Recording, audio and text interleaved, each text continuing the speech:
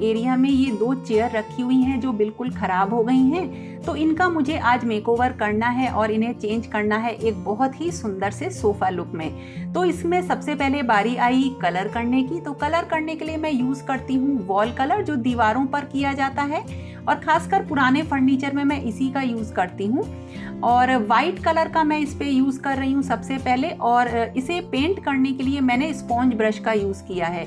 या तो रोलर का यूज़ करिए या इस वाली स्पॉन्ज ब्रश का यूज़ करिए, क्योंकि अगर आप नॉर्मल ब्रश का यूज़ करेंगे तो उससे बहुत अच्छी फिनिश नहीं आती है, पेंट भी ज़्यादा लगता है और बिल्कुल भी फिनिश नहीं आएगी, धारियाँ सी लाइन सी पड़ जाती हैं। आप इसी ब्रश का यूज़ करिए और ये आपको किसी स्टेशनरी की शॉप पे मिल जाएगा, ऑनलाइन मिल जाएगा।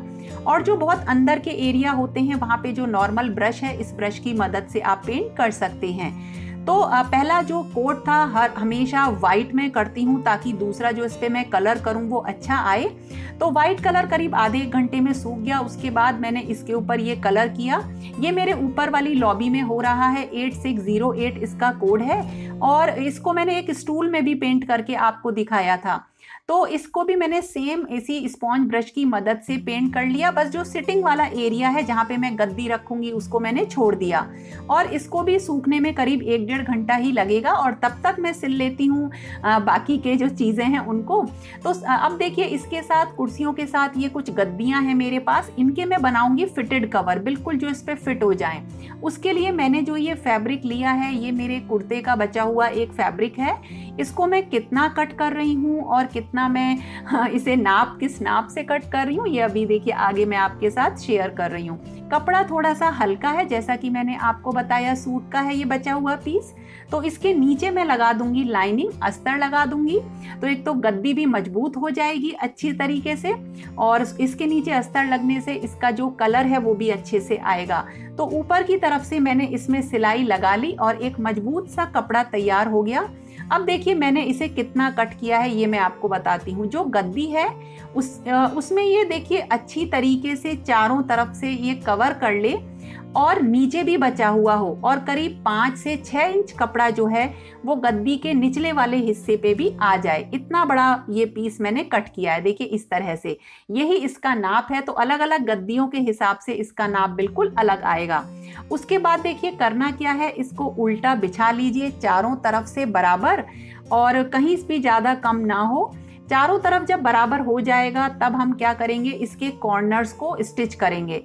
ऐसे ही मैंने आपको बताया था फिटेड बेडशीट बनाना। तो देखिए यहाँ पे कॉर्नर पे हम सुई धागे की मदद से कुछ स्टिच कर लेंगे और ये हम चारों कॉर्नर्स पे करेंगे। ऐसा करने से क्या होगा कि हम बिल्कुल हमारा जो कवर बनेगा वो बिल्कुल सही बनेगा, बिल्कुल फिट बनेगा। और अगर हम ऐसे ही नाप लेके कट कर देते हैं तो वो कभी सही नहीं बन पाएगा। तो इस तरह से देखिए चारों कॉर्नर्स पे मैंने स्टिच कर लिया। बस ध्यान रखिएगा कि गद्दी को मत सिल दीजिएगा इसके साथ। उसके बाद देखिए हमें करना क्या है, जो ये हमने स्टिच किए ना इस पे मशीन चला दीजिए एक बार।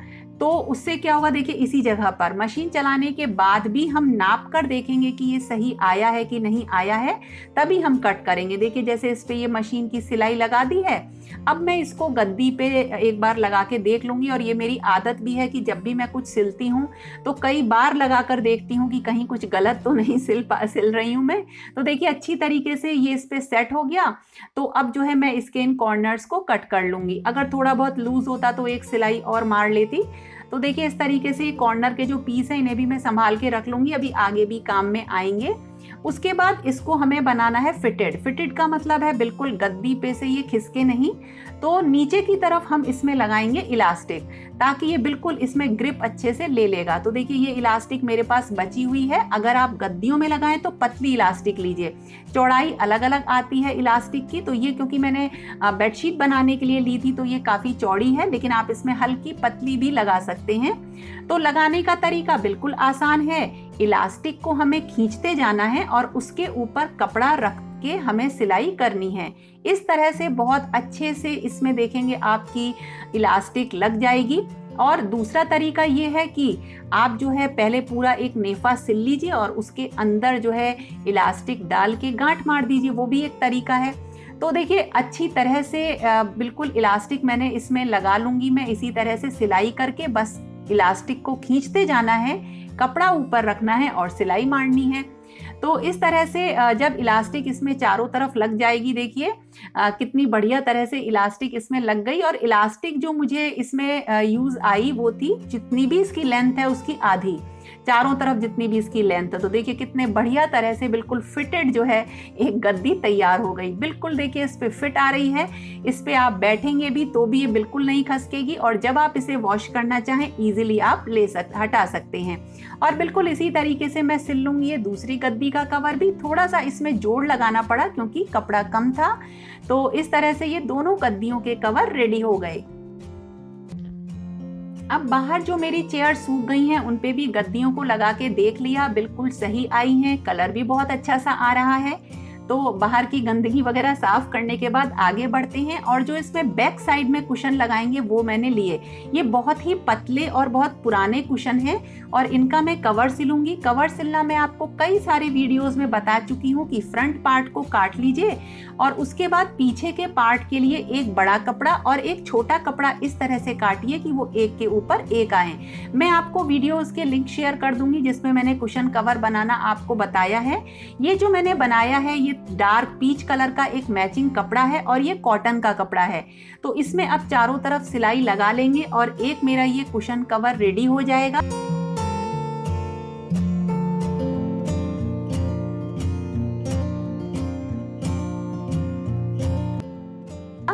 और ये गद्दियां काफी पतली हैं जिनके मैं ये कुशन कवर बना रही हूँ। और दूसरा मैंने सेम देखिए बनाया एक ब्लू कलर का भी। देखिए पतली गद्दियां हैं, मैं आपको यही बता रही थी, बहुत ही पतली हैं ताकि आपको प्रॉपर पीठ लगाने के लिए जगह मिलेगी। तो दूसरा वाला मैंने ये ब्लू कलर का भी स्टिच कर लिया और ये दो कुशन जो है मेरे रेडी हो गए। अब देखिए मुझे बनानी है कुछ पट्टियां। तो मैंने ये इस तरह से पतली पतली ये पट्टियां बना ली, सिलाई कर ली और ये मैंने 4 बनाई हैं, दोनों कलर की 4-4। अब इनको सिलना कैसे है, एक प्लस का साइन बनाएंगे, बीच में इनको इस तरह से रख के बीच में अच्छी तरीके से यहाँ पे सिलाई मार लेंगे। तो एक देखिए इस तरह से ये मजबूती से मैंने यहाँ सिलाई लगा ली और इस तरीके की मैंने ब्लू कलर की भी बना ली। अब इसके बीच में जो है मुझे कपड़ा मैं लगा दूंगी वही जो बचा हुआ था कॉर्नर्स पे कट के, और इसे सुई धागे की मदद से मजबूती से मैं सिल लूंगी। और बहुत अच्छे तरीके से देखिए इस पे मैंने दोनों के ऊपर सिल लिया। अब इनकी लंबाई कितनी है ये भी अभी आपको आगे वीडियोस में पता चल जाएगा। तो इस तरह से ये दोनों मेरी बेल्ट जो मैंने कुशंस के लिए सिली हैं वो रेडी हो गई हैं। और चलिए अब इन्हें लगाते हैं। तो अब बाहर से लानी थी चेयर, वैसे तो मैं इनको आउटडोर ही रखूंगी लेकिन अभी आपको दिखाने के लिए मैं इन्हें इंडोर ले आई हूँ, या फिर मैं इन्हें कहीं और शिफ्ट करूंगी वो तो मैं आगे देखूंगी। तो दोनों को मैं ले आई अंदर और जो गद्दियां बनाई हैं वो गद्दियां इन पे डाल दूंगी मैं आराम से। देखिए बिल्कुल अच्छी तरीके से ये इसमें फिट हो जाएंगी। अब बारी आती है पीछे के कुशन की। तो देखिए कुशन को आप किसी भी तरह से रख सकते हैं, इस तरह से रखिए या थोड़ा सा डायमंड शेप में रख लीजिए। और जो इसकी मैंने बेल्ट बनाई है तो वो मैं बिल्कुल कंट्रास्ट कलर की यूज करूंगी। जैसे इस पे मैं यूज करूंगी ये पीच कलर वाली। तो देखिए इनको बेल्ट को इस तरह से रख के पीछे बांध देना है, तो बिल्कुल भी गद्दी खसकेगी नहीं ये, और बिल्कुल अपनी जगह बिल्कुल बढ़िया तरह से रहेगी। और बच्चे चाहे इस पे कितना ही कूदें ये बिल्कुल अपनी जगह पे स्टेबल रहेगी। अब आप इसे किसी भी शेप में चाहे उसी शेप में रख सकते हैं। तो चलिए अब देखते हैं कि किस तरह से ये पूरा लुक निकल कर आया दोनों को बांधने के बाद।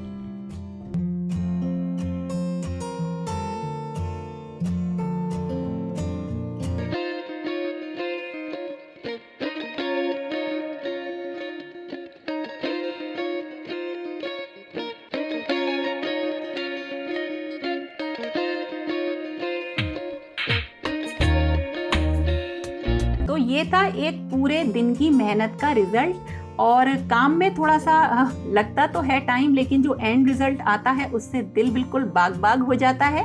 आपको कैसा लगा ये तो आप ज़रूर बताइएगा मुझे अपने प्यारे प्यारे कमेंट्स में। और देखिए बीच में वही मैचिंग स्टूल भी रखा हुआ है।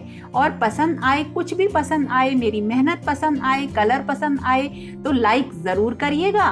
और फिर मिलेंगे एक नए और इंटरेस्टिंग वीडियो के साथ। तब तक के लिए okay friends, thank you and bye bye.